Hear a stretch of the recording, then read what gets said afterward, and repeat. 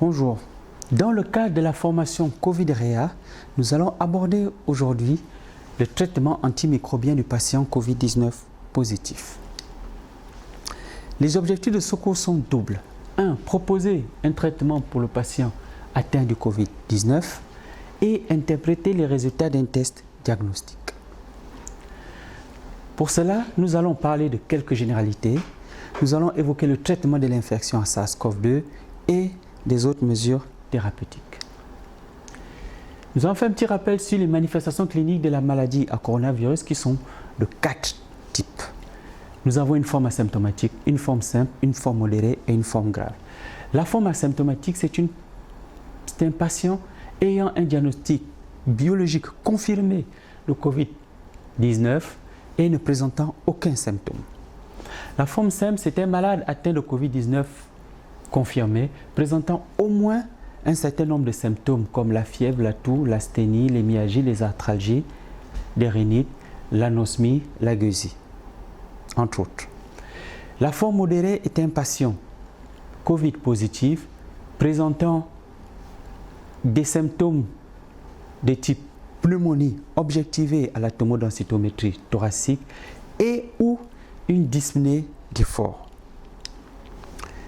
La forme simple est un patient Covid positif présentant un ou plusieurs signes suivants, entre autres une polypnée, une désaturation, une hypotension artérielle, des troubles de la conscience, la présence de certaines comorbidités, notamment l'insuffisance respiratoire, le diabète, l'insuffisance cardiaque, les traitements immunosuppresseurs en cours, la corticothérapie, des anticancéreux. La grossesse au 3e trimestre constitue une forme grave.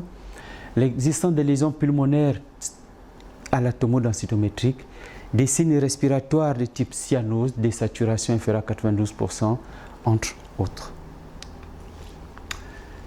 Comment interpréter un test diagnostique? Il faut savoir que la détection du virus dépend de nombreux facteurs, notamment le moment de la collecte des échantillons par rapport au stade de la maladie, dépend aussi de la source des échantillons, que ce soit les voies aériennes supérieures ou les voies aériennes inférieures, de la sensibilité du test. À titre d'exemple, certaines recherches suggèrent que la sensibilité à la tomodensitométrie pour l'infection à Covid-2 est de 98% versus 71% pour le test le plus couramment utilisé, la RT-PCR. Et puis les conditions de stockage et de transport. Ainsi, il y a un risque non négligeable de faux positifs. Et c'est pour cela qu'en cas d'infection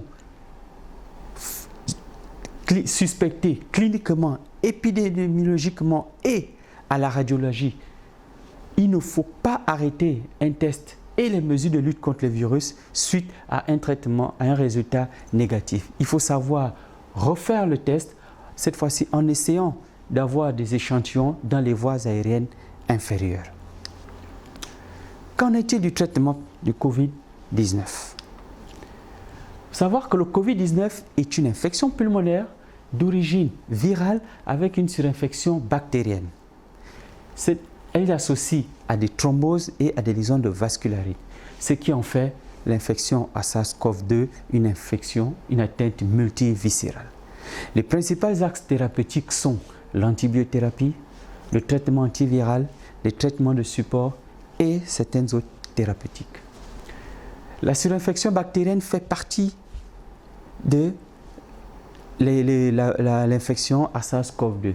Ici, nous avons un exemple de schéma thérapeutique antibiotique contre cette surinfection bactérienne. Lorsqu'elle est communautaire, c'est une combinaison d'antibiotiques comprenant les bêta-lactamines, dont la céfotaxime, ceftriaxone ou l'amoxicilline, acide clavulanique, associée à un antibiotique contre des germes atypiques type macrolide ou doxycycline ou des fluoroquinolones.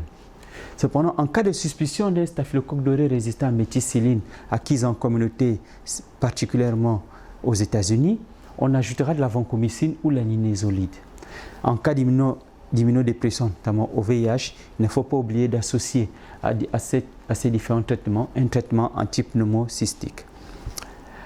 À savoir que chez les femmes enceintes, les macrolides et les céphalosporines peuvent être prescrites sans danger, ce qui n'est pas le cas de la fluoroquinolone ou la doxycycline qu'il ne faudra pas utiliser. Lorsque nous suspectons une surinfection bactérienne d'origine nosocomiale, il faudra impérativement faire une couverture anti-pseudomonas à base d'une céphalosporine ayant une activité anti-pseudomonas de type ceftazidime ou cefepime, ou une carbapénème de type imipenem, ou inhibiteur de bêta-lactamase de type piperacilline tazobactam, ou de l'astréonasme en cas d'allergie à la pénicilline, associé impérativement à une fluoroquinolone ou une aminoglucoside, particulièrement l'amicacine. Parmi en dehors de l'antibiothérapie, nous avons des traitements de support. Ce sont des traitements qui font appel à recours aux thérapeutiques nationaux. Il faut savoir que la plupart des personnes atteintes de Covid-19, environ 80%, se rétabliront d'elles-mêmes. Certains autres patients nécessiteront des traitements symptomatiques de type antipyrétique, antitussif, antibiotiques, nous avons vu précédemment, antidiarrhéique, une oxygénothérapie, parfois des vasopresseurs et un traitement et un équilibre des comorbidités lorsqu'elles sont présentes. Puis nous avons des traitements spécifiques contre le SARS-CoV-2. Eh bien, les molécules proposées pour ce traitement spécifique sont nombreux. Il s'agira de la chloroquine, de l'hydroxychloroquine, du remdesivir, de l'association lopinavir-ritonavir et de l'association hydroxychloroquine et azithromycine. Et un certain nombre de traitements sont en cours d'évaluation, notamment des antigrippaux, le remdesivir que nous avons plus tard qui a été développé dans la maladie d'Ebola. Nous avons des antiprotozoaires, des antiparasitaires, des antirétroviraux, l'artémisia, la pifirine, la chloroquine et la fargaricine.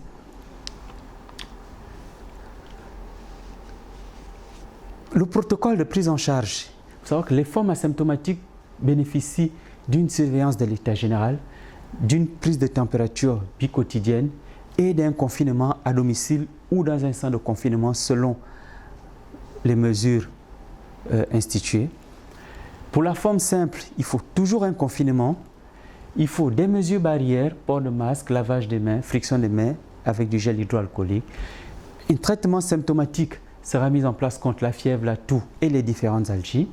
Surveiller la température au minimum 2 fois par jour, une hydratation satisfaisante autour de 2 litres par jour et notamment un soutien psychosocial. Les formes modérées et sévères devront se faire en milieu hospitalier de manière impérative où ils bénéficieront, selon le protocole national en vigueur de l'association hydroxychloroquine et de l'azithromycine, d'un traitement de support à base d'hydratation, de traitements symptomatiques si besoin, d'une antibiothérapie dont nous avons discuté plus tôt, et une gestion des traitements antérieurs, hypertension artérielle, diabète, lorsqu'elles sont présentes. Quelles sont les autres mesures thérapeutiques? Eh bien, nous allons parler des corticostéroïdes. En début d'épidémie, elles n'étaient pas recommandées du fait d'un risque de réplication virale, de nécrose vasculaire, de surinfection bactérienne. Cependant, depuis des résultats autopsies qui montraient des lésions de vascularite et de thrombose, ils sont désormais recommandés, particulièrement la méthylprédnisolone.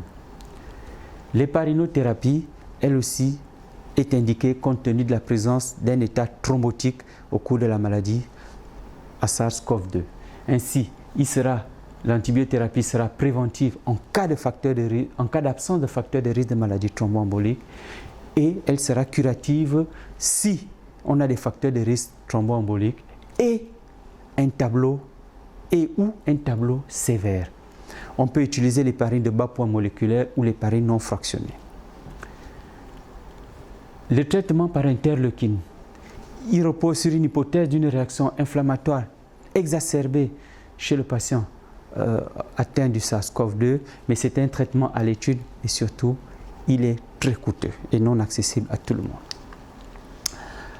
En résumé, sur la prise en charge du traitement antimicrobien de la maladie à SARS-CoV-2, il faut dire qu'il n'y a pas de thérapie antivirale unanimement efficace reconnue sur de l'infection à SARS-CoV-2. Cependant, l'association hydroxychloroquine et azithromycine a été adoptée par de nombreux pays, dont le Gabon. Certaines thérapies à base de plantes sont en cours d'évaluation. Il faut savoir que durant l'infection respiratoire aiguë au SARS-CoV-2, il y a un risque de surinfection bactérienne justifiant une antibiothérapie à large spectre de type C3G quinolone en cas d'infection communautaire. Et chez le patient atteint du coronavirus, ne pas oublier la gestion des comorbidités et des traitements antérieurs et l'importance d'un traitement symptomatique de support. Je vous remercie.